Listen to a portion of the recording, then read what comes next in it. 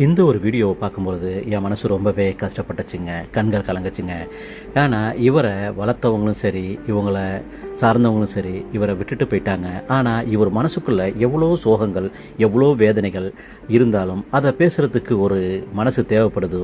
ஆனால் அவரோட கஷ்டத்துலேயும் நஷ்டத்துலேயும் பங்கு பற்றவங்க, அவர் சந்தோஷமாக இருக்கும் பொழுது அவரோட சந்தோஷத்தை பங்கு போட்டாங்க. இன்றைக்கி அவரை தனிமையில் விட்டதுக்கப்புறம் அவர் யாருக்கிட்ட பேசிகிட்டு இருக்கிறாரு பாருங்கள்.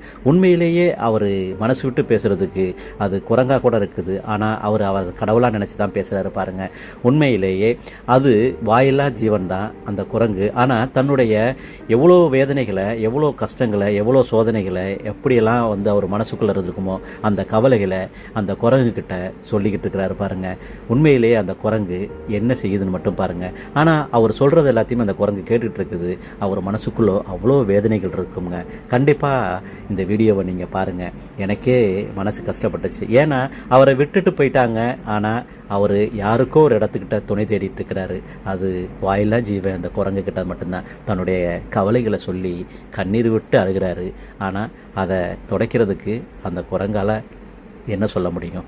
ஏன்னா அது பேச தெரியாதுங்க. அவரோட வேதனைகளை சொல்கிறத கேட்கத்தான் முடியும். ஆனால் அதுக்கான ரியாக்ஷன் எப்படி இருக்குன்னு மட்டும் பாருங்கள். கடைசி வரைக்கும் இந்த வீடியோவை பாருங்கள். பிடிச்சிருந்தா மறக்காமல் நம்ம சேனலை சப்ஸ்கிரைப் பண்ணுங்கள்.